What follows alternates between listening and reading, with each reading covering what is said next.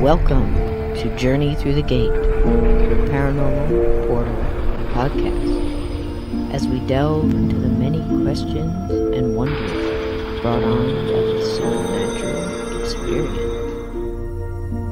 What's on the other side of the gate?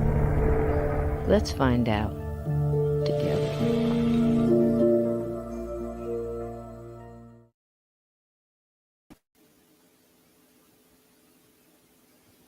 Hello, dear friends.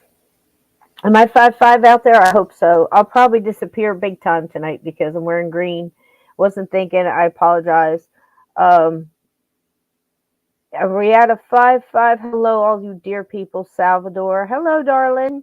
Ted, you wonderful friend. That was like a hug. I just want to hug you. And Edna, how you doing? Thanks, 5'5". Kevin, welcome in. Vixen Joe. Let me catch everybody else. Sasha Bell, hi, darling. Donny Cho, let's get Donny in here. We hadn't got to talk. Hey, sweetie. Hi. So, good news. Chrome got your shit together. And we are on Chrome tonight. So, all of those laggy, draggy videos that we went through in Chicago, I'm so mad because I spent hours. I mean, I think the St. Valentine's Day Massacre one was like a 13, 15 hour.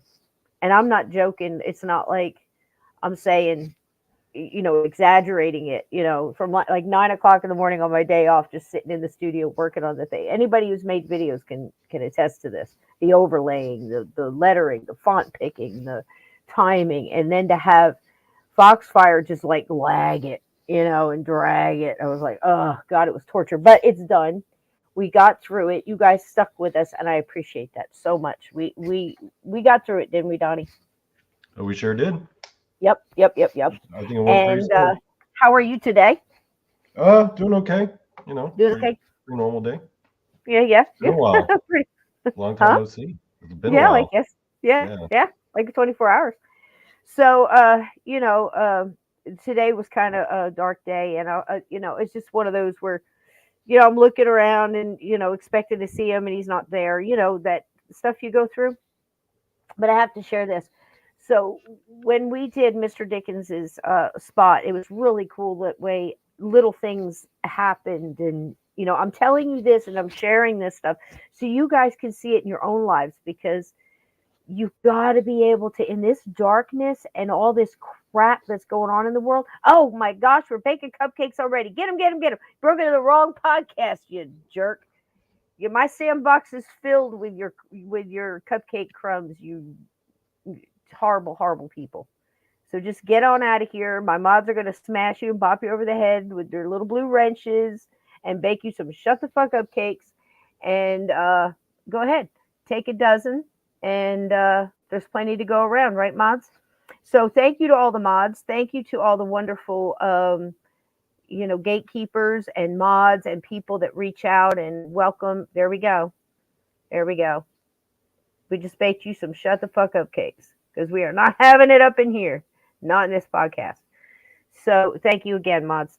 Welcome to everybody in here. Except for 18 sex XYZ, you're not. I'm sorry, you're not welcome. Go peddle your crazy somewhere else. We're all filled up here. All the crazy we can friggin' handle.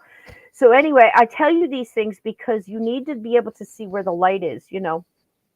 It's hard to see it in the fog and the smog of your day and everything else. So you've got to get it where you can.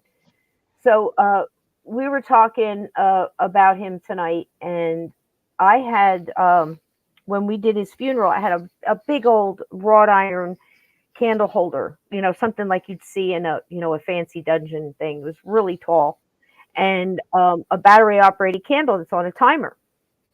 And I put that out there with other stuff and with his flowers that are planted.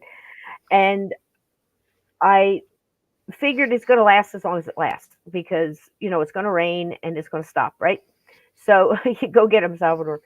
So I put it out there, and it did rain. And for a couple of days, I figured, okay, well, that's it. Batteries got wet, done. We were in the living room. We were talking about him, and everybody, expressing their different feelings and stuff that, we were talking about Mr. Dickens.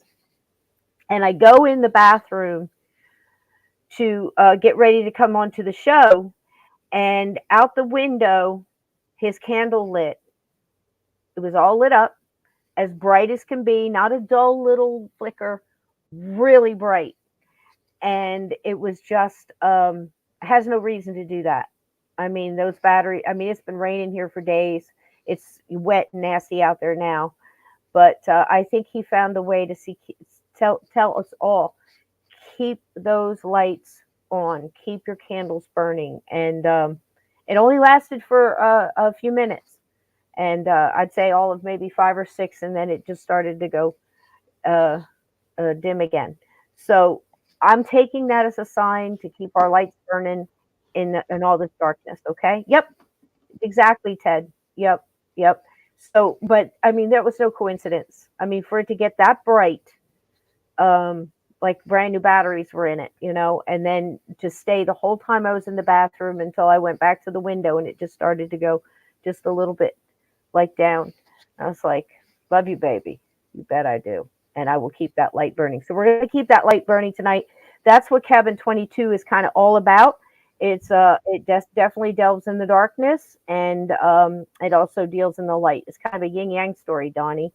We are going to listen to part 2 tonight, but I wanted to ask you if from the prequel and part 1, if the chat had any questions, or if you had any questions or anything that you wanted to bring out before we listen to Yeah, part. I do actually have something Okay. I wanted Real to quick bring up. before you start, so I don't interrupt you again. The part 2, if you guys are looking to find out, is about 35-40 minutes. I got a couple other little short things to show you. So we're talking about 45 minutes to an hour tonight, just to let you know, for everybody's got to get up early and go to work or whatever. Ted, we know you're in for the long haul, sweetie. So get your electric blankets on, get your fur babies, get your popcorn and everything else. Okay, go ahead, sweetie. Well, when we first started talking on the phone like a while back, we initially were in the beginning talking a bit about Cabin 22 and going over some of the real stories and the inspiration behind some of the characters. And in part 1, it introduces the David and Rage, his dog, right? Yes. And yes. I was wondering if you'd be willing to share the story about the inspiration behind Rage with everyone, because you told me, but I think you should tell them. Rage is very based. I want to say loosely, but it's not loosely. It's a very strong resemblance to my dog named Oso Perro, which means bear dog in Spanish. And hello, Lynn, welcome in. He was absolutely wonderful. He lived to be 17 too, just like Dickens, and 17. Go figure. And wonderful. Just he was. I think the runt of 9. So the runt of the litter of 9. His mother was a full-blooded shepherd, and his daddy was a full-blooded chow. Sounds like a country song, doesn't it? Oh, wow. But so he was. Most of the dogs did not make it through very long in life because they were extremely aggressive. Because they, if you don't mother that and teach that and love them through that, they get. They can get very bad, any kind of neglect or mistreatment at all, especially hitting them or anything like that. It could really get them going. But he was extremely mothered and loved and trained. And he was Schutzen trained. I did it myself, a combination between Schutzen training, Native American training, and a couple other things. He was down to hand signals. So I could basically, from across the room, I could go like this and then point at something. He would look at it and I'd say, bring it to me. And he'd go get it and bring it to me. He used to pick Oh, up that's trash and awesome. put it in the garbage can. He would do all kinds of things like that. He definitely saved us from burglars. He saved us from all kinds of things. I mean, the things that this dog did, absolutely amazing. One night he jumped over my sleeping husband basically and grabbed me up by the arm and kept picking it up and dropping it. And when I said what was going, I'm like, what? Because we did a lot of silent training for this reason, Hmm. and it was way out in the country in Alabama. And he actually took me to where I kept my gun, and then took me to the living room where there was some shenanigans going on, trying to come in the window and trying to get Oh, in the damn. door. And then they walked by. They got away, of course, because they got scared off. Believe me, it ended with sneakers slapping mud, running very fast. They did. And out there, we had like one police officer, Hmm. one sheriff deputy. So we went through the whole thing, and of course, nothing anybody could do. It's no big deal. They didn't get in. So, long story short, about 2 weeks later, we're watching a movie, and I've got my front door open with the screen door, and there's like a little gap between the screen door and the molding there. And two kids walked by, teenagers. One was wearing like a dark hoodie, but again, that doesn't mean anything. And he reached down his nose and breathed in like the air from outside, and all of a sudden his tail dropped and his hair stood up and he started to do this deep growl, and I knew that was them. And I called the sheriff and I said, go look and see if he's got marks on him, because there's the guys that broke in. I mean, that dog, I mean, I could tell you stories forever, but he was so loyal, he was so thoughtful, and I think he connected with me because I connected with him as a young puppy. All of his brothers and sisters were gone by the age of like 3 or 4 because they were so aggressive they couldn't handle it. But ours, this one, was just absolutely amazing. So that's what Rage is based on. Dave is just a guy out of whole cloth, just a mixture of a couple people I've met. Um, and Tater, I have to be honest, is kind of a combination between Hoss from Bonanza and Eeyore from Winnie the Pooh. That's the best I can do. And it wasn't even on purpose. Do you know who Hmm. Eeyore is? He keeps losing Yeah, his yeah, tail. yeah. He's got I'm sad, I don't know. You know what I mean? He's kind of like, but Hoss was like real, so smart, but everybody just assumed he wasn't, you know. And Hoss, when you gave if they gave Hoss a chance in Bonanza, man, he was the most profound dude there, and the most loving, the most loyal, the most caring, whereas Adam and Little Joe was always an upstart trying to start a fight, and he had all this like reckless energy. And Adam was the bad guy who really wasn't bad because it was like 1970s TV, so how bad could you be? And you know, and there was a couple other ones. Wasn't there another brother in Bonanza? Was it Little Joe, Adam, Hoss, and somebody else? Wasn't there? Or am I thinking of something different? Hey, Blue. Hey, everybody that just came in. If I missed you, I'm sorry. But that's about that. And Mrs. McGee just came up out of nowhere. I have no clue where she came from. And Mr. McGee, too. And I think that's the only people we've met so far, isn't it? But what about the setting itself, the campgrounds and the That cabins? Because exists. that's actually based off something you've experienced in That's real life actually as there. well. I've actually Yeah. stayed, yeah, we've actually stayed in those cabins. That's, and they're just like that. They're right off the edge. You look out the window. Hey, Jose, welcome in, sweetheart. Um, you could, when you look out one of the windows, it's almost like you're looking right off the edge of the mountain and straight down. There's like no way, just like this cabin, there's no way anything could get up in there without and it getting on that back deck, you know. But and they're like that, and they have like the little barbecue out in the in the side, and all of that's there. The RV park is there. I moved it up closer. As far as I know, there's no gas station, but there is one down below. And of course, I just brought that up closer on more up the mountain. Below this mountain and going up is a lot of really expensive homes. And of course, you can imagine it's a beautiful, Montesano is beautiful. Madison, Huntsville is beautiful. And but the Dead Children's Playground does exist. You'll see that coming up. But it's just not there. It's further down into Huntsville, down the mountain, into more in in the city. but that does exist. It's a trip, right? Yeah, because I was like, oh man, this place is real. Can I go there? You can. And did you experience anything like I don't know, paranormal while you were there? Did you have any encounters, or was there No, something about just that place that inspired that kind of? I wish maybe without me realizing it. I mean, can't put my finger on it. I didn't experience anything there like that. I mean, definitely I would do what I call rock reading. Like I would sit by the waterfall and touch the Mhm. rocks and I would see things. But I believe that was more like a memory of, say somebody, a Native American watching his family down by the river, just like we would do today, watching your family and your kids play in the river with your wife Yeah. or whatever. I was getting that. Um, you definitely get something from the caves there. There's multiple caves all through there. That part is also true. The way the trails are named by colors, that's also true. Big Blue is a long trail.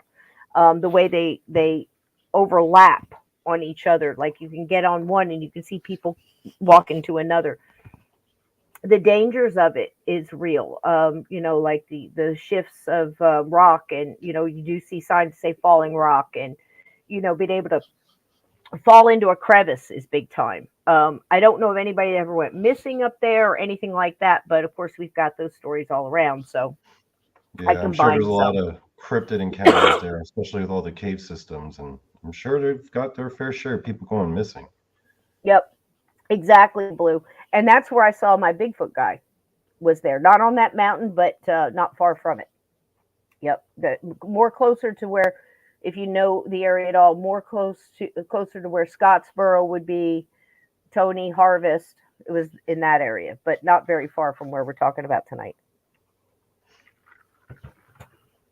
Yep. Yeah. So okay. So where are we going to begin with part two? Again, with part one, we introduced David and Rage. Sure. We introduced Miss McGee. We Mm-hmm. were shown around a little bit of the cabin area and found that there Mm-hmm. was some creepiness going on in the woods, and Yeah. the jump Well, scare what that has got Dave seen? everyone. What has What? Dave seen so far? Dave has got introduced. He's got to the the little like Yeah. cabin area, the office Yeah. area. He's been in the office area. It's very Native American based. Yep. They've got the totem pole outside. It's obviously somebody carved, and we learned that Mr. McGee is actually very much like our own Susan Woodcarver, carves beautiful things out of wood and logs and things like that. And I've seen her pictures, and they're absolutely phenomenal. And I wish I knew when I wrote this, because I would have used some of her pictures with her permission, of course. But she does beautiful work. But he does it with a chainsaw, and that's the way he keeps his calm, Mr. McGee, as well as taking care of the place and trying to, fix it up and keep just keep it going, keep business going. That's what we know so far. Um, Dave is on vacation. He's got a 2-week vacation. He's just got a new Hmm. job in Huntsville. So him and Rage are trying to just go fishing. He's got a couple of things from his dad. His dad's old fishing tackle, and he's got his dad's pole and his dad's shotgun. So you can imagine he's probably lost his dad, and all this is in memory of, and it makes him feel closer and back to being like a little kid again. Since he's been at the cabin, he walked in. It felt like the door handle turned in his hand. Thanks, Aunt Edna. Yes, please give a thumbs up. That'd be great. Or share it out, too. It's a great Halloween story. He went in. He smelled something awful, a horrible stench. Yeah. Remember? Hmm. He all of the cabinet doors were open and the drawers were open and stuff was strewn all over. And he's like thinking back when he met Tater. He didn't speak to him, but he saw Tater turn in the 22 key to Mrs. McGee and pick up 2 other keys to go fix something in 2 other cabins. So he Yeah. knows he just left there, and he's like, why would he leave this like this? I don't understand. He cleaned it all up, and of course they had their steaks. We went through the whole, the right now we're going to get to know a little bit more deeper of the brotherhood that he has with Rage back and forth. It's deeper than he's a dog and he's a guy. I mean, Yeah. this gets deep. It's deep. Yeah. He's got it to where they can read each other's thought, looks and things like that. Rage was barking at something in the corner. And Dave felt like it was really cold in that corner, and then eventually Mhm. it kind of went away, and then the smell went away. Yeah. So he heard the scream in the woods. We don't know what that was yet. Now, the actual scream you heard last night, it was one real close, one far away, was a red fox.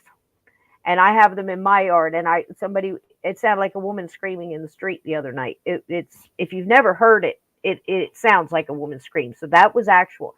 And throughout this, if I say Zippo lighter and you hear a sound, that is a Zippo lighter. If I name a certain bird, that's the bird call you hear. I was extremely specific in this. There's a golf cart that comes up, and it's, I forget what year it was, 1970 or something, but it's that golf cart you're going to hear. If it's a Chevy pickup, it's a Chevy pickup you hear, the sound effects. I dug and dug and dug, and everything is extremely precise. So, if there's a song, it usually has a meaning. If Mhm. it's somebody singing a song, it has a meaning. And all throughout this, there's so many different depths. So there you go. I wonder if anybody had any questions or anybody wanted to say anything about what we've already heard, the prequel with Joan and the boys, or she kind of, when she traded cabins, she was like, "Oh my God, I did see something." So, Any, you know. oh yeah, I wanted that. Well, this is something I'd asked you earlier. We already talked about this, but Jonah and the Mhm. boys, was she based on you and your two sons? Yep, yep, yep. Basically, yep. You could tell I was a mom of boys because that's how they Yeah. act. They punch each other. They And laugh they at were, stuff that smells so they bad. weren't, so they were that age when you were there at the cabin, because I don't think they were that age when you actually wrote this story, right? Oh, right, yeah. I Yeah. mean, that's going way back. Yeah, Yeah. yeah, yeah. And we used to go up there and walk those trails all the time. And then when they got older, they started exploring the caves and doing what they called spelunking, and come back and tell me these horrific stories of how they had to like crawl on their bellies to get in because of the pathways were so thin. And I'm like, the claustrophobia, please. Yeah. So, all of that So, was, throughout. You'll hear little pieces of that throughout the so story. yeah, guys, throughout the story, for those of you who haven't already listened to it, when you encountered Joan, the mother with the two boys in this story, that's based off Cisco and her two young sons who were there at Yeah. that time. So just Mhm. imagine her in that story when you Yeah. envision it in your mind's eye, Yeah. theater of the Yeah. mind. And that was a trip, the way she was trapped, paralyzed, and could not move. She couldn't speak. Um, and she was just, and she heard these sounds and these wet thunks and, things hitting the bed. And she was able to, in the night, kind of like wash it away the next morning and just get on with her business of, making coffee and trying to make pancakes and things like that. But when her sons started to say, "Mom, I called you and you didn't hear me. I was really loud and it came in my room and my flashlight wouldn't work and it smelled bad." And, that was just, it sucked her back into reality of something happened here last night. We're getting out of this cabin. And she tried to cover it up, like we're just, the stove doesn't work or this doesn't work. So the boys wouldn't be scared. Typical mom stuff. But when she talked to Mr. McGee and found out that that guy old Bob, had died in that cabin, and he was covered when they found him in the lake, covered with this black river moss, which, like I said, I made that up. I don't think there's such a thing. And I know there's not such a thing, so don't tell me there's no such thing, because I know that's just plain made up. But it did remind me of the oh, what's that? The creature from the Black Lagoon, when he came out and he was covered in all the, the Yeah. rotten black seaweed and stuff. So, but there you go. Some stuff, literary license, folks. Yeah. So there you go. So before we get started, for anybody who didn't see before, these are the chapters of Cabin 22. So here we are.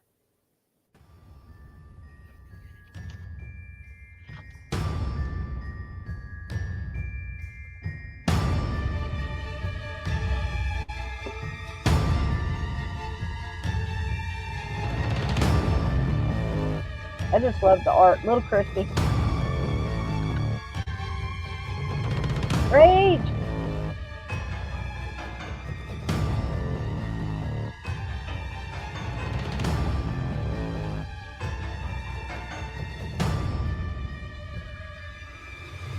Halloween.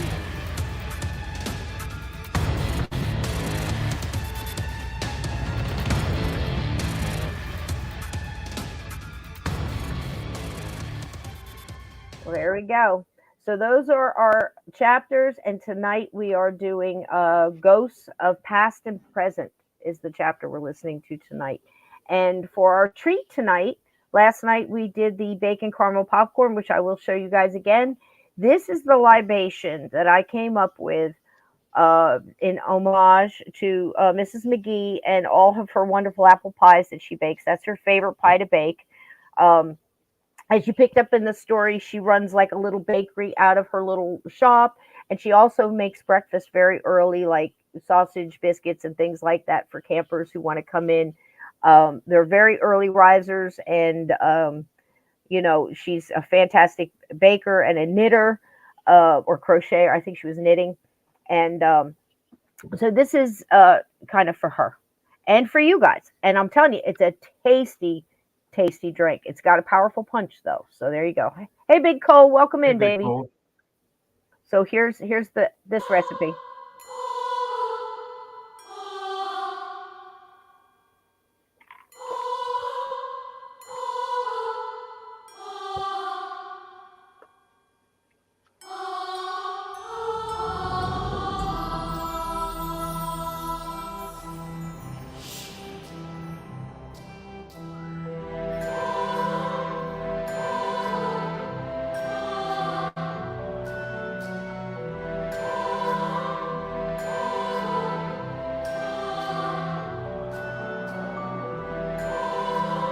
That's so good. The slushy one. Oh, I like slushy drinks.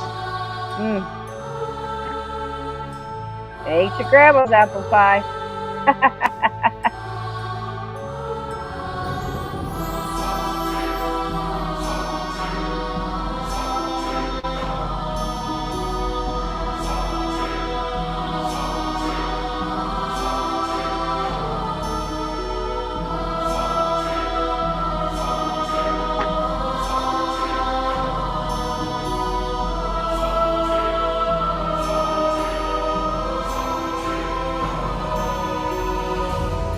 Spider cider for the kids.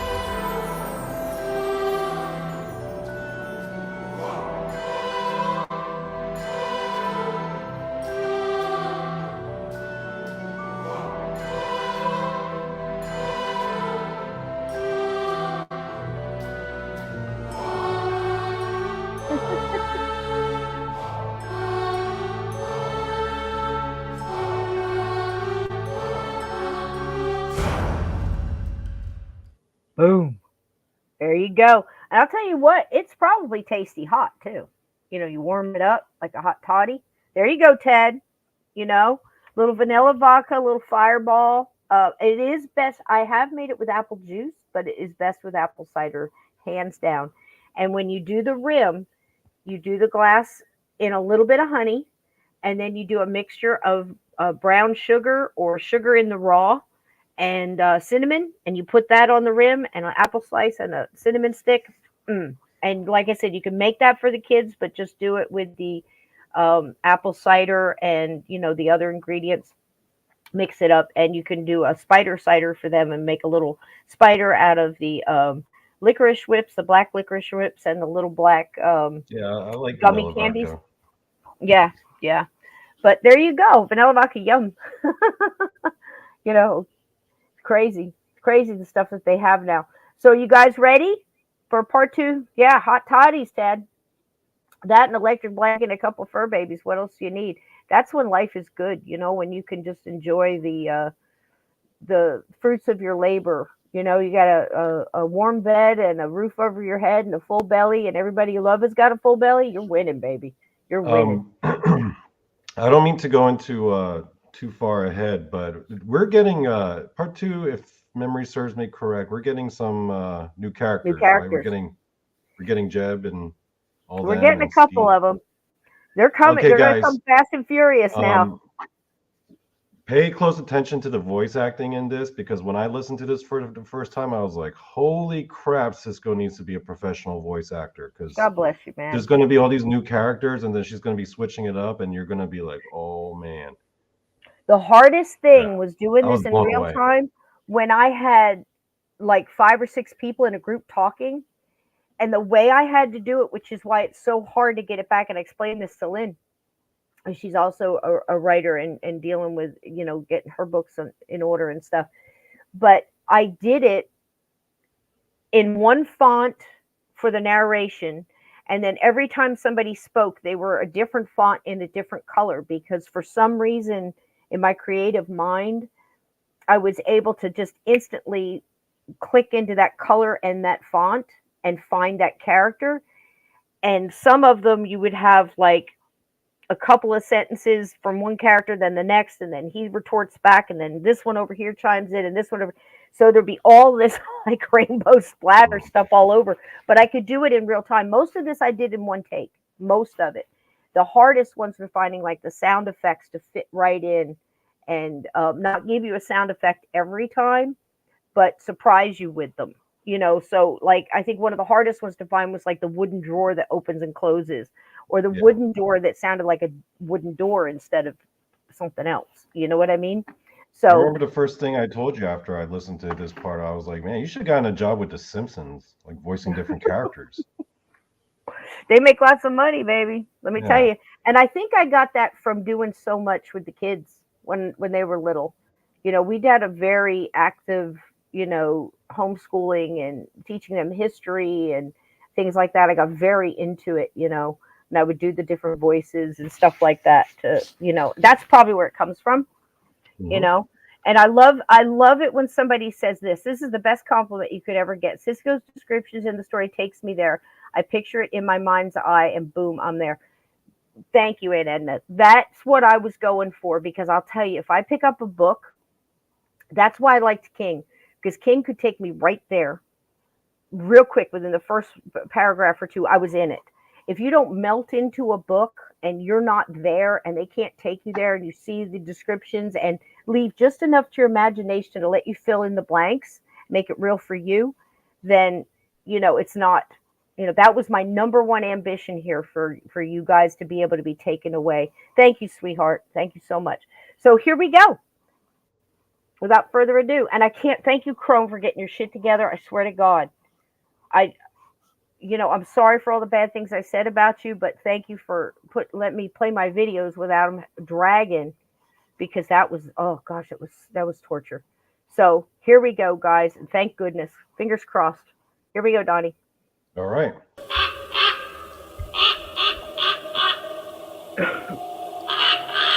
I'll be back. I'm just going to smoke. I'll be back.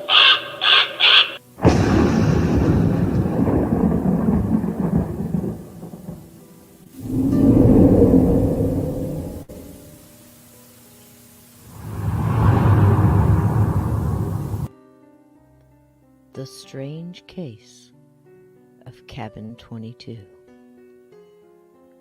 Part 2. Dave was deep into the chapter 2 of The Whistler. This really was turning out to be a good book, he thought, and he reached into the bag for a pork rind, almost made it halfway to his mouth, and thought he had lost count on the 2 for me and 1 for Rage's share. Sorry, boy. Here you go. He extended the snack toward his buddy and looked over the book towards Rage. He noticed a look he had seen before, and he slowly lowered the book and connected look to look with the dog. He gave a quick chin-up motion to Rage, a signal they both knew as a "what's up?" He also almost mindlessly dropped the pork rind and slowly started to reach for the 12-gauge lying to his right along the back of the couch. Rage was slowly gesturing with his eyes to behind Dave, back at Dave, then behind him to Dave's right again. Dave understood. Slowly he held up his left hand, palm out, to a hold position, and Rage did just that. The dog went into full on-duty mode and locked his eyes on whatever he saw behind Dave. Dave reached the shotgun and in one moment rolled off the couch onto his knees and had the 12-gauge pointed at the same direction. Rage followed suit and took his position by his friend's side, paws forward and locked in. "Go, boy," he whispered, and Rage took off, full tilt boogie toward the large picture window. Silent but deadly, Dave caught a glimpse of a large, dark figure pulling away from the glass and back off onto the porch. "Let him have it, Rage."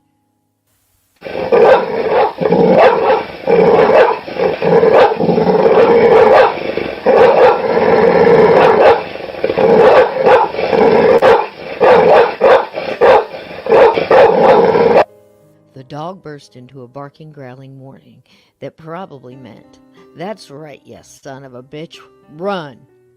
Dave went to the door, opened it with one hand, and the 12-gauge pointed, and kicked the screen door. It banged against the back of the cabin, and Rage ran out, barking and sniffing at the window, followed the scent down the porch floor, and directly to the railing on the back end of the porch. Dave followed the direction of his partner with the weapon, slowly moved toward the railing Rage was inhaling, and stared into the nothingness. My God, he thought, covering his left and right, down and then back again, with his gaze and the business end of the 12-gauge. "Where'd he go, boy?" Rage was silent and acting like he lost the scent. His head poked through the railing and looked down. Dave stopped for a second and listened. No anything. No rustle of leaves. No sounds of any kind, except an owl off in the distance.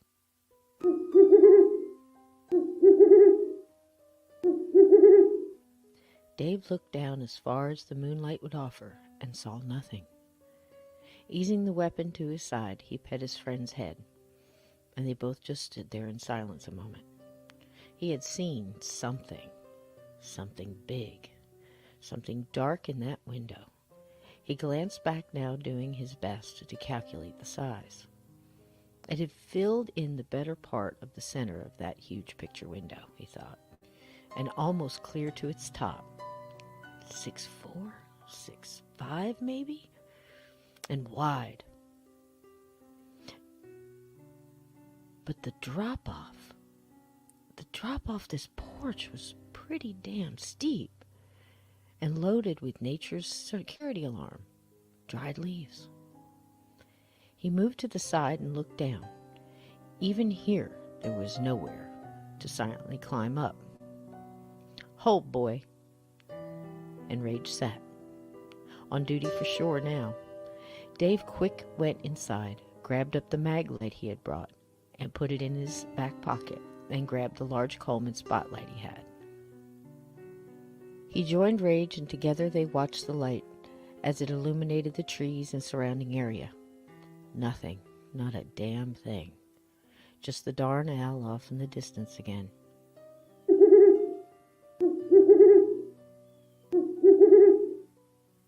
What the hell?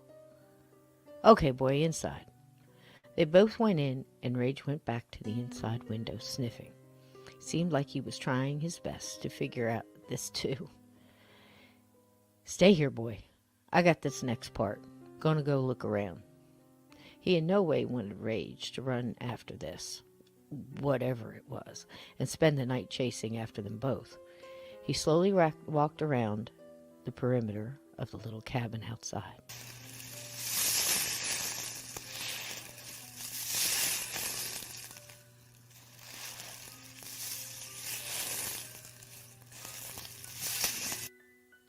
When he went as far as he could onto the porch, he quick turned on the light. He held with the aim of the gun, directed at what he could see under the balcony of the porch. Rocks, sticks, of course leaves, and 2 Pabst Blue Ribbon cans faded with time. Slobs, he thought. As he made his way back inside, Rage was seated just inside the screen door and greeted him as if he had been gone a month. Okay, boy, I know. And it made him smile. It always did. I don't know what the hell is going on around here, Rage. But thanks for the heads up, buddy. Let's go lock her down and settle in. What do you say? They made the rounds from window to window, door to door on the inside, checking all the locks.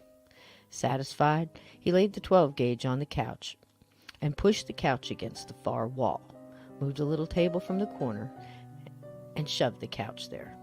He sat down, put the weapon on his lap, and leaned back.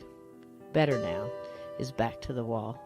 Front door to his left, kitchen, picture window, back door, left center, doorway to the bedrooms, right center, and a solid wall behind him. Good. Odd how that always made him feel better. And for a moment he remembered watching an old western as a kid. Wild Bill Hickok always took the chair with his back to the wall, and Dave never forgot this, always requesting the table with the best view of the entrance and his back to a corner. Honestly, he didn't know why he hadn't moved the couch to start with. He hadn't been himself lately. He was indeed coming back, though. And he looked up at Rage, who hadn't really gone into vacation mode. And he was very grateful for that. Rage now sat, straight up, in all his shepherd beauty, tongue goofy hanging to one side. He caught Dave's eyes and attention, and Dave gave him the what's up chin. And Rage looked down, then back up at Dave. Dave noticed Rage was sitting in a whirlwind of spilt pork rinds on the floor, and Dave said, "Go ahead, buddy. They're all yours." Rage jumped up and happily ate every single one. Dave got a beer, picked up the Grisham novel that had skidded across the floor, and looked one more time out the window. What the hell is going on around here? And how many times have I said that? We haven't even been here a day. I just don't know what's going on. And then he turned back to Rage, who had his spot now on the couch. You got that right, buddy. We could use some sleep.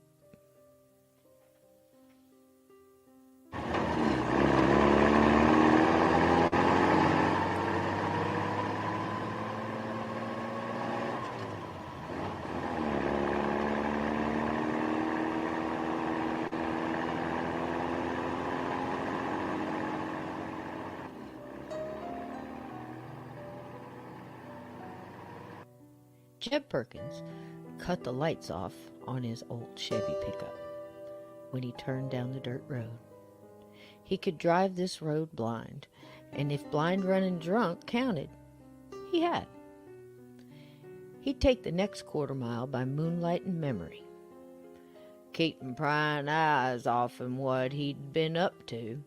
Only reason no one finds out what you up to is people don't get a chance to find out.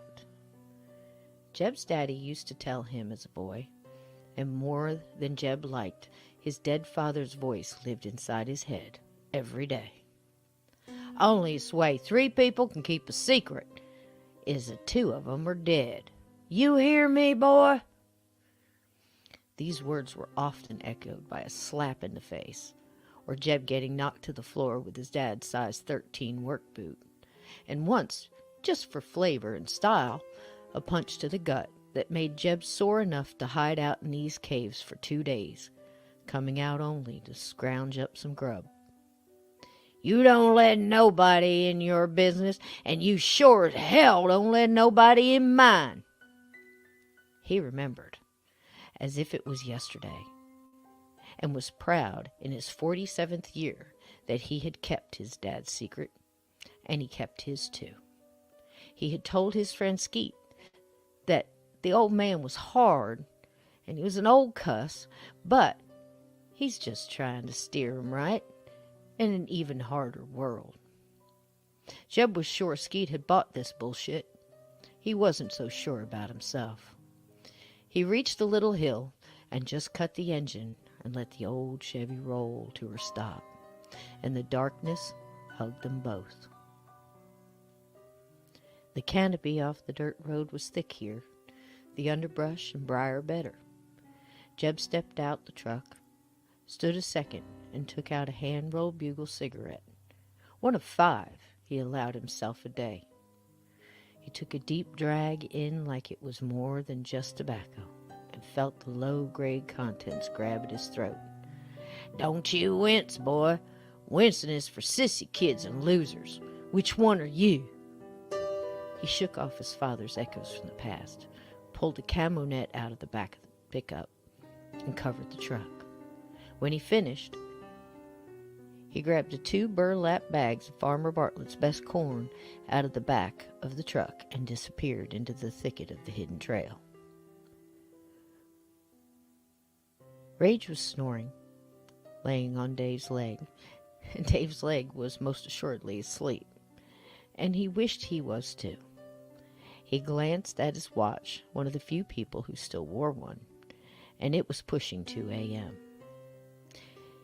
And he was no closer to sleep than he had been an hour ago. He tried reading his novel, but every 2 sentences he'd catch himself looking toward the window. He reached out to the small table and grabbed the transistor radio he had brought. No doubt there would be no signals out here, but it was worth a try. He had seen a 48 news tower on the side of the mountain on his way up. There was a large building and another sign proudly stating, Home of Doppler Radar, with a smiling anchor, his sleeves rolled up like he was on the case for you. Dave chuckled and flicked on the radio.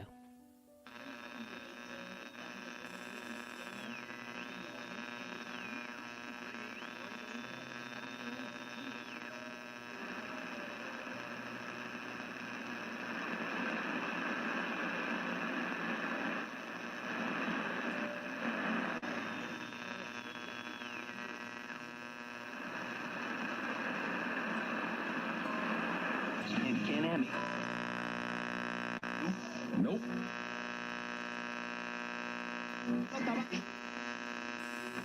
Mr. Pop. Eat.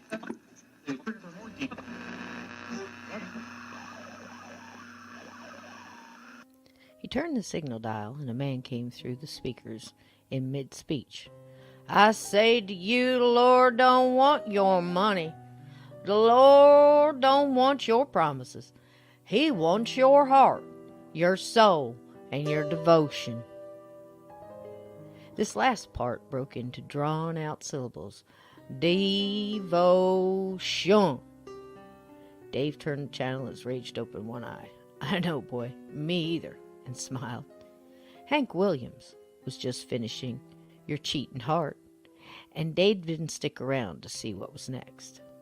He wasn't used to country music yet. Loved some of it, but you had to be in the mood. He turned the dial, hitting spots ranging from white noise to crossover broadcasts. He found a woman talking in a soft accent for just a moment.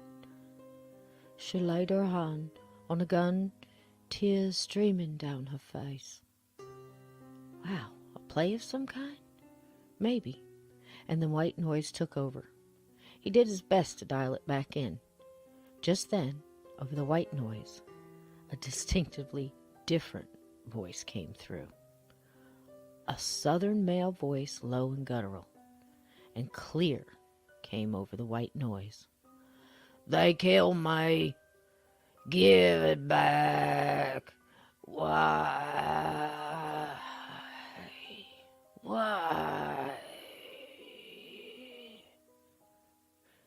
Dave was startled at this and stared at the small radio like a face would appear on its surface.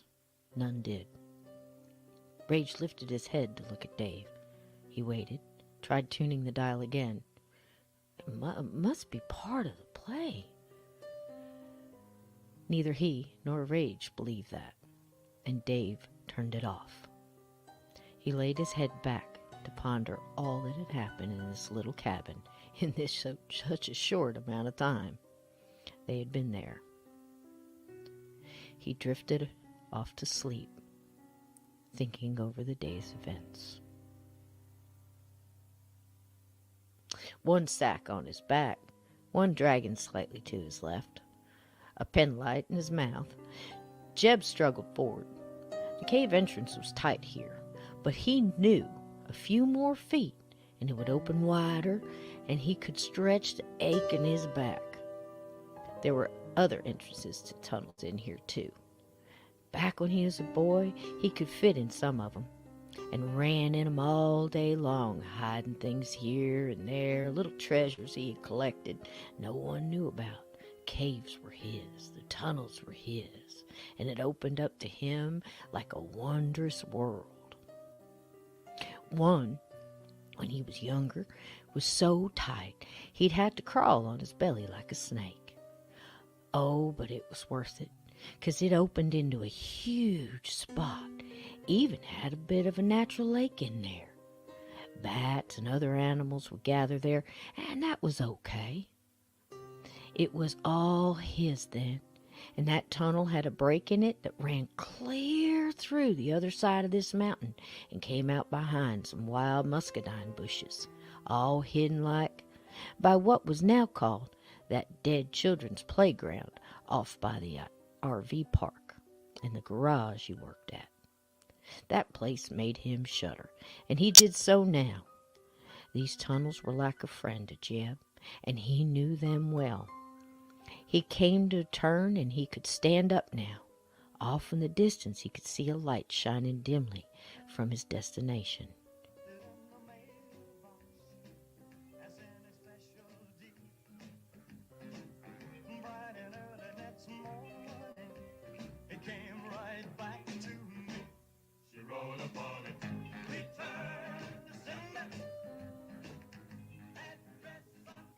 He could also hear Elvis echoing slightly from ahead. "Damn, Skeet," he said angrily. "I told him to keep that racket down." And he pressed on.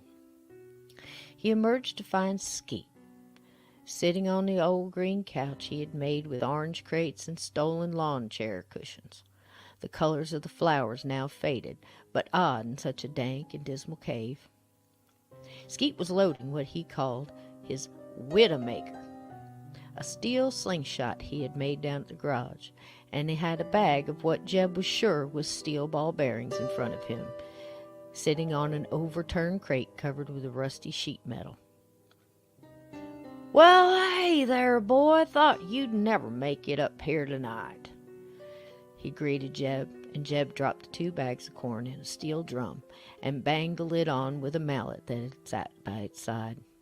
"Skeet, I done told you to keep that noise down," and nodded toward the transistor radio. "But that's Elvis, man. You can't turn down Elvis."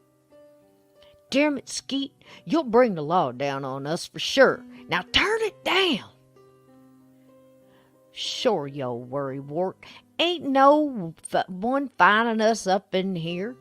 Why, I'm betting no one but us and your old daddy been in here for 100 years and more." Skeet pulled the steel ball back, closed one eye, and let go. Whomp! The ball bearing flew through the air and made a direct hit into the head of a huge rat scurrying across the top of the steel shelves they had built about 10 years back. It hit so hard, it threw the rat up and back and hit a poster of the centerfold of Dorothy Stratton, duct taped to the plywood wall behind the shelves. Splat! The rat's blood sprayed all over Dorothy's smiling face and slid down the poster, leaving a trail, and hit the floor. "Skeet, oh God, not Dorothy!" Jeb ran up, pulled a sleeve of his flannel over his hand, and wiped the blood off Dorothy's face, making it worse, also making him think of how this beauty had died at the hands of her crazy husband. "I'm sorry, Jeb. I told you I'd take care of these rats. There's so many. Traps ain't doing the job. I'm getting right good. Look at there." Jeb looked where he had pointed, and a pile of rats lay in a twisted nest of blood, guts, and gore. "Jesus, man!" Jeb took off his old greasy ball cap and wiped his forehead. "Be careful with that thing, will you? And get those rats out of here when you leave, and be more mindful of my girls, will you?" Jeb was proud of his collection of centerfolds. They covered the makeshift walls within the cave, from top to bottom. He had Pamela Anderson next to his dad's old Betty Page, and Anna Nicole next to a Farrah Fawcett he'd liked as much as his old daddy did. Shannon and Kelly and Kim Kardashian glorified the walls behind his daddy's still, and swayed sometimes when the mash got hot and steamed. Drew Barrymore smiled at him from above the sugar barrels, with her little butterfly tattoo. Marilyn was everywhere, and those he had put behind plastic poster frames he had got special on a run into town with his dad and Uncle Dean before he died, when he was just a boy. The room was covered in his girls, and stacks of old Wee and Hustler Playboys filled the room, and shelves, along with the cases of mason jars, and steel barrels of sugar and cracked corn, and large water jugs among their beauty. It was his daddy's collection, and he had kept it a-going, as well as the family's business of being shiners. Bringing Skeet into this was not something he was comfortable with, but he needed the help.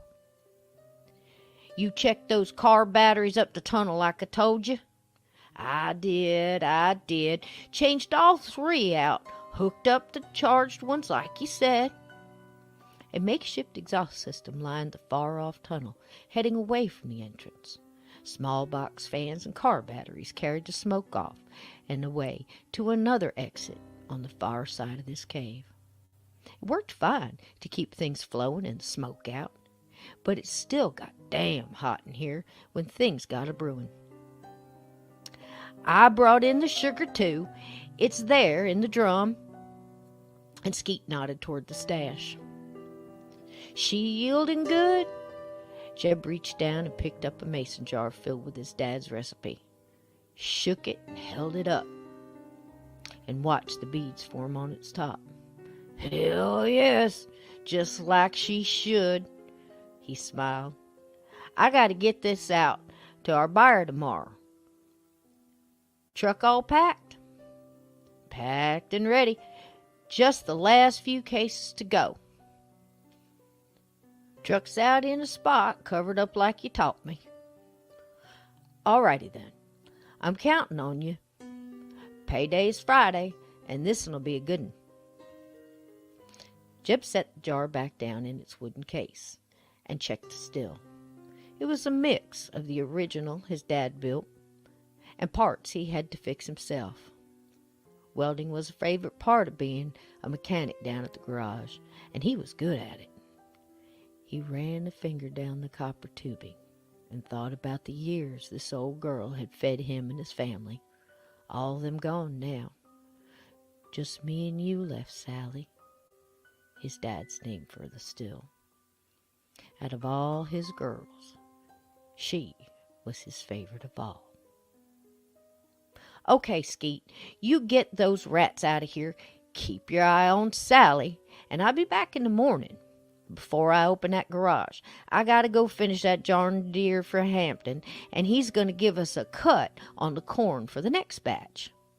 Skeet leaned in and took a shot at another intruder. Whomp! This one sprayed blood on Jeb's jeans and landed on the jars of the shine. "Jesus, Skeet, you gotta clean that up now." He swatted at the rat blood on his leg with his shirt sleeve again and grimaced. "Get those traps running, will you?" "Sorry, Jeb."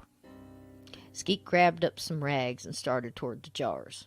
"And don't you dare drink no shine tonight. I need you watching Sally." "Okay, Jeb," Skeet said as he wiped down the jars. "I'm all over it, and you can count on me. You know that, Jeb. You can count on me." All right, then. Skeet grabbed an empty crate, and he started to pick up the rats by the tail and put them in it. I'll be back in a couple of hours. Jeez, that's gross. And, well, have a couple of days off when we get this finished, okay? Skeet smiled up at Jeb, holding the rat by the tail. Blood dripped from its mouth, and Jeb shuddered, pulled the penlight from his pocket, and ducked off into the tunnel and toward fresh air. Skeet dropped the rat into the crate, wiped his hands on his jeans legs, and sat down on the couch, reached down under the metal sheet table top, and pulled out a jar, unscrewed the lid, turned up the radio, and drank to Travis Trent, singing, "Here's a quarter. Call someone who cares." Jeb uncovered his truck and eased up the road, not turning on his lights till he reached the road away from the cave. He felt a little off, a little skittish maybe, but he had a job to do at the garage, and he shook off the feeling and lit up another bugler. Halfway to the garage, he felt he needed to drain the snake, as he called it, and pulled over, got out, and walked off to the wood line, unzipped his jeans, and marveled at the relief he felt with this simple task. He watched hot piss run down the bush in front of him when he heard a growl. He froze in his place, and it came again from in front of him and within the thickness of the trees.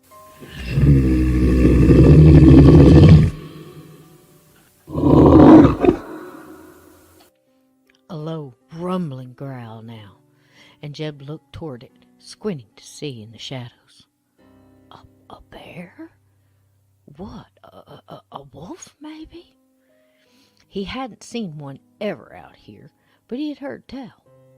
Just then he saw the shape of what looked like a large dog in the thicket. He swore he could see the glare of its teeth and a glint of an eye. He was frozen as he looked at the shape in the shadows. He was frozen right to the spot. "Jesus, that's huge," he whispered, and the form moved closer. The snapping of sticks echoed its entrance into Jeb's space. And then it stood up. It was a dog, but not a dog, a wolf face, but stood like a man. Jeb's hypnotic trance broke when it opened its mouth in a snarl that made his blood run cold, and Jeb broke into a backwards run, almost fell, and banged into the passenger side of his truck. Quick opened the door, leaped in, and slid over, threw it into drive, and took off as this thing from the woods grazed its hand across the door, leaving a screeching sound of nails and metal. Jeb, sweating and hauling ass, looked at the side view mirror to see a massive abomination of man and beast leap back onto the cover of the wood in 2 big leaps. He had also pissed himself.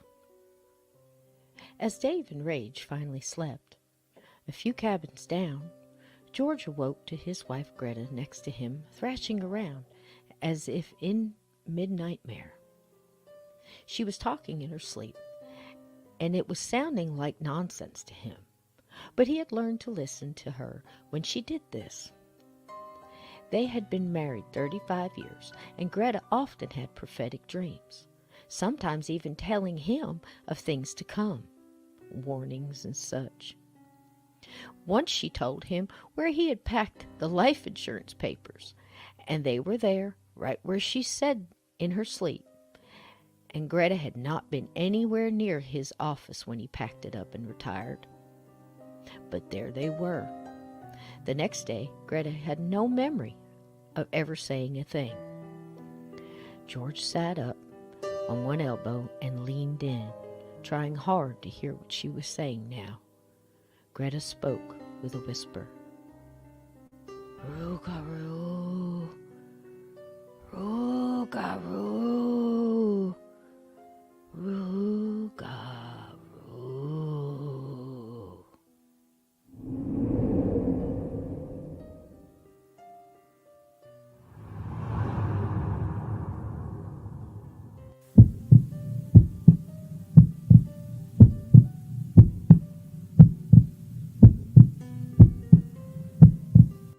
You have been listening to The Strange Case of Cabin 22, Part 2. Stay tuned to find out what happens in the cabin village atop this beautiful mountain. Will Dave and Rage encounter more ghostly going on in the cabin marked 22? What was that scared Jeb so much? What was Greta saying in her sleep? Was this just gibberish or a harbinger of danger to come? Who else is on this mountain? Tune in for part 3 and let's find out together.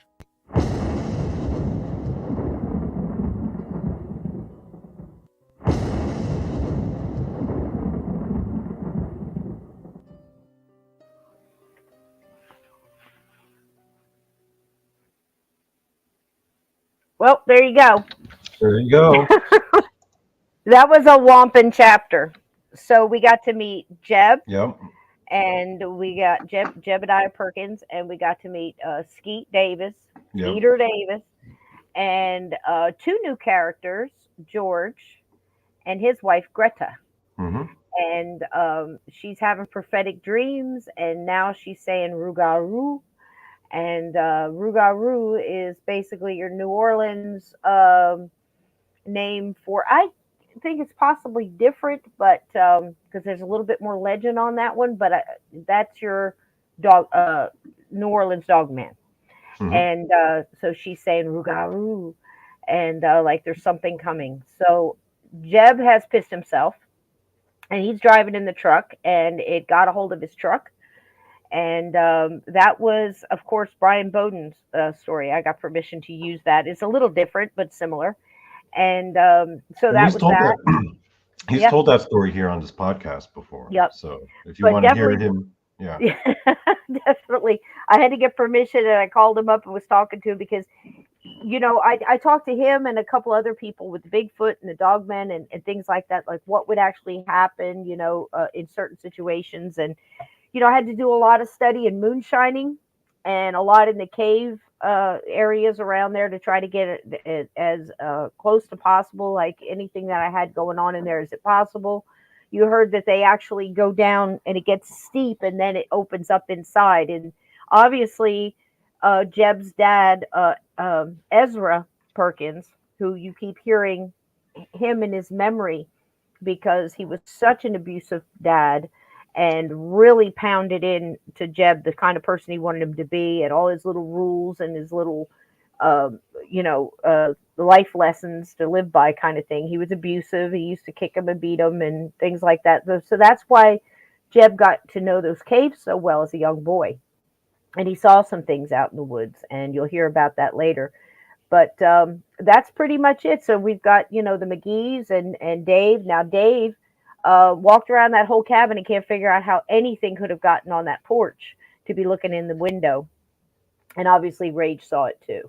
So, and then you have the voices coming through the radio saying they killed me. Why? Give it back. So that's what we know so far. What do you think, Donnie? I think the bit that impressed me the most was the part where he was flipping through the radio channels, and then you had to like get all the different sound effects of the station being changed and all the different voices and the static and putting that together. It sounded really convincing. Thank you. And then at one point you did the voice for the lady narrator who was speaking in a Yeah. British accent. I was like, whoa, Cisco can do a British accent. Yeah, it was kind of like a I don't know what region it would be, but you know, it was more like leaning more towards like almost an old Cockney kind of thing. But she was doing a radio play about something about, you know, somebody was going to get shot. She was crying about it. But that's the thing, when you're going through and you've got that white noise and something just comes in, you know, and uses that white noise to give you a message like that, that's pretty startling, you know. And this whole time on the mountain, here's Jeb. You know, he knows just how far he can take that truck and cut the lights off. He has been trained his whole life to keep this cave where they do the moonshine as a major secret, you know, but he couldn't do it alone. And Skeet Davis was a friend of his all through, you know, growing up, and he doesn't really trust him, but he doesn't have anybody else. And Skeet's kind of got this, as you can tell. He didn't do anything that Jeb asked him to do. He told him don't drink and don't turn the radio up because he didn't want anybody to hear the noise and give away their their hideout.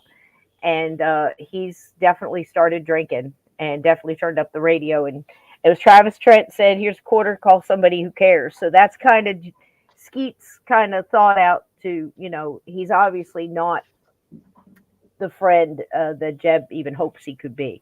So we'll see where that takes us. So if anybody's got any questions or anything you want to say, I see you guys were talking about Ted's adventures and Blue's adventures and everything else going on. Ted, yes, if you want to send me pictures, we'll put it in there. Blue's done that a couple times, and I keep forgetting to put them up, and things just get crazy here. So I don't mean it in any kind of disrespect or anything like that. It's just I get all tangled up in my own basket of yarn here, and sometimes just getting here is a major feat. So I forget sometimes to put those pictures up. But we are having the Halloween thing, Ted. If you want to send it for that, we can put them up then. I hear Lynn is joining us, and I know she's hearing this for the first time. Hey, Froze. And she's hearing this for the first time, and she's going to be listening to the finish with us on the 30th. So that'll be nice. And I appreciate you, Donny, being here, giving up your whole evenings all week to do this. It's kind of cool. Oh, celebrate it's a privilege to be here. So. Oh, that's sweet. Try to, if you want to bring snacks, do so. Tomorrow night is a little longer. Each night it gets a little longer. I think tomorrow night is like an hour 15, something like that. And then it starts going up. The chapters really get thick, so towards the end of the week, the last 3 days, I think, is about 2 hours each, something like that. So, please do. DM me if you don't have Facebook. You can email it to me, journeythroughthegate@gmail.com, journeythroughthegate@gmail.com, and email me the pictures, and I'll get them up here. And you can call in and tell your story if you like. We're going to put up a link on Halloween where you could just pop in here. I think the only thing you have to have is Chrome or apparently Firefox, and this other one, was it Onion? Opera or Opera. Something?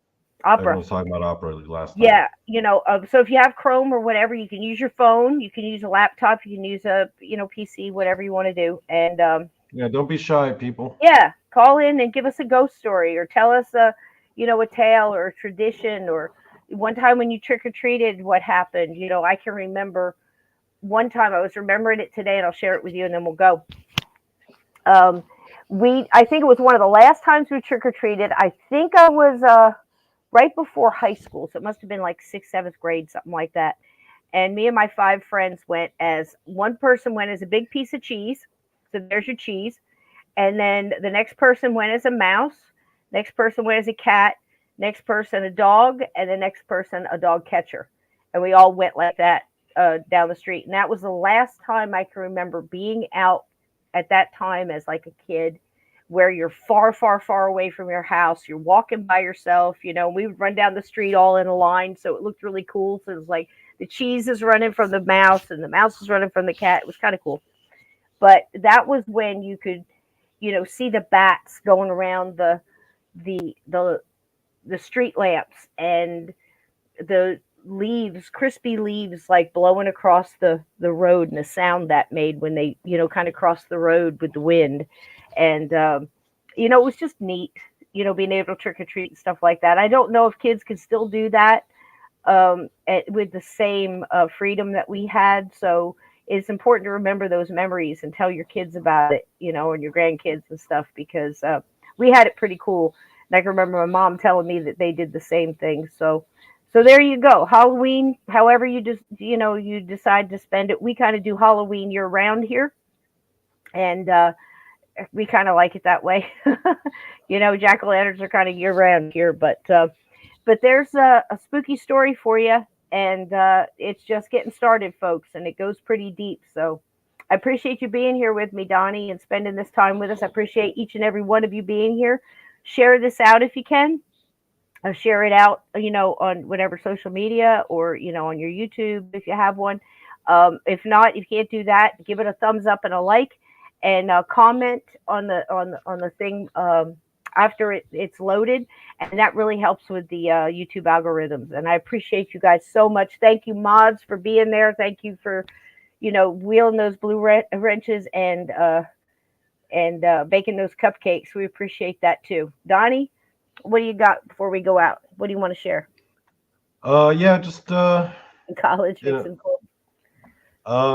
actually, the first time I ever talked to you voice to voice was last Halloween. Wow, it's So been a year. I was, when you opened, because you did the same thing last Halloween, you opened up Mhm. the line, and the first, I mustered up the courage and I called in with the ghost story, and that was the first time you and I ever talked, voice to voice at least. I mean, we Voice had to talked voice. in the chat, but And you know what? I think we talked about this story. I think you had asked me about the story. yeah. That was kind of cool. And I liked your questions. I thought you were really thinking about it. Oh, thank you, Sasha Bell. Yep, that's right. We've got the tpublic.com. We've got so many different things there. I have several of the items. I'm happy with each and every one of them. The mugs and the hoodies and everything. I wear my hoodie all the time. And the canvas bags are real popular right now, and those are kind of cool. So you could get Crispy or Rage or get Sis Joe, or you could get Steve and I on there, whatever you want to. Yeah, almost happy anniversary. That's cool. Thank you for Common Belief. And I appreciate you all being here so much. And, like I said, it was kind of a hard day for me, but then I got the lit candle. Just keep those lights burning. So if my little man can muster up enough energy to do that, I have zero doubt it was him. Zero, the way it went, and so we can keep our lights burning in this in the darkness, because if we all burn our lights bright, there will be no darkness. Okay. And I appreciate your love, I appreciate your friendship, and I appreciate you guys being here. And I'm really Oh, glad you're and enjoying the story. that's very sweet of you. Yeah, almost happy anniversary. Isn't that sweet? No, she says she can't Oh, imagine the without show Donnie. without me. Yeah, and it's been fun, man. We've done a lot of great digs, and we got some big digs coming up. I got some surprises there, and Donnie's got some ideas. We're gonna keep on Hmm. doing that and keep meeting with y'all, because y'all got me through some heavy stuff, and I hope we've gotten you through some heavy stuff. I didn't see Be Kind tonight. I hope she's traveling safe. I think she got back to Washington. So our love to her. I don't know what sadness hit you last night, honey, but you're probably feeling mine, because it's just so hard. I'm looking at little faces. I know somebody else needs love, and it's not to replace. It's just, if I don't get something to Yeah, hug there was soon. some kind of weird psychic juju going on in the Yeah, chat rooms last yeah, night. yeah. I'm feeling the energy better. I think everybody's really knocked down, and you've got to keep that stuff going. Your sage, your house, and however you want to do it with salt on the sills or nothing. I've got pink Himalayan salt on all my windowsills and stuff. But because the frequencies really are getting crazy right now. Everybody's getting hit with some really deep stuff. So again, the only weapon for that, is to just send it back to them tenfold. And Hmm. if you're sending love, then you're sending that out tenfold. But if they're sending you something bad, send it back to them and get it off of you, and keep your house, yourself, within you, lit bright. Dickens came through and Also, lit that candle to remind us. also Go for ahead. people who experience that kind of thing in the future, you might want to look into qigong. There's a lot Mhm. of material online, a lot of YouTube videos where you can teach yourself. It's very simple, very easy to do. It doesn't require too much physical strenuous activity. Even for people Thank you, who Aunt Edna. have a hard time moving about, they can still do it. So it helps. I think it Yep, could help, yep. and And I it doesn't definitely hurt. will do that, and I've been doing a lot of other stuff too. It's just getting something off the back, and everybody in the house got something, and we're all fighting off some mess, and I'm on the back end of it. But the more you try not to, the more you're going to cough, and the more you talk, the more you're going to cough. So, and I just didn't want to drink so much tea tonight that it made me dizzy. I mean, I've got passed out, did all kinds of crazy things. And again, if that ever happens, if it's YouTube, I can't let you know real quick, but I'll get in the comments on the YouTube, and I'll let you know. And I'll also try to let Donnie know. It's just I was separated from my phone, and we've got some emergency hookups going now, so we can all double check on everything. But YouTube does do that sometimes, and sometimes the internet goes out. So, but I'll tell you what, I totally blame Steve Stockton and his daggum story with his kid's story, because every time something happens. So Well, it's Halloween. Weird stuff is going to happen. So just make sure it Everyone happens keeps saying for the your veil benefit. is thinning, so It is. yeah. I Oh, can now Be attest to that. Kind is here. Hey, Be Kind. Hello, hello, darling. We were We just were talking just about talking. you. We're just talking about you and sending you love, sweetheart. Um, yeah, to 2023. Hell no, I went out of this. Yeah, I feel you, baby. Well, see, this is it. We're here for this. We're here for this to raise the vibration and to keep to be the gatekeepers, to be the light bearers, to be the light grounders, and that's what we have to do. You can't lose it in the curve, and this is where we hang on to each other, just like in this story, our final stand. And I stand with you guys, and I know you stand with me, and we stand for the light. So I'm standing in the light, Donnie. You standing in the light? I'm gonna try to There do you my go. best to. Yep, here we go. I'm always All gonna look right, for guys. it. All right. Thank you guys so much, Donnie. Thank you so much again for taking Yeah, this and time out of your night. I'll be seeing a bunch of you over on 13 past midnight. Steve's gonna be Excellent. on. I think he's gonna be on live tonight. Oh, is he good? Good. Yeah. Give my love to him if Yeah. I can't get there. Mhm. And I'll try to pop in over there and say hi to everybody. Absolutely. Go support Steve and Sandy and carry this light right on over to them and spread it over there too. Okay, guys? I love you all. Good night, everybody. Good night, Donnie. Thank you Good again. night. All And right. we'll see you tomorrow night for part 3. And I believe that one is territories and treasures. Do, do, do. Good night, everybody. Thanks Good again. night.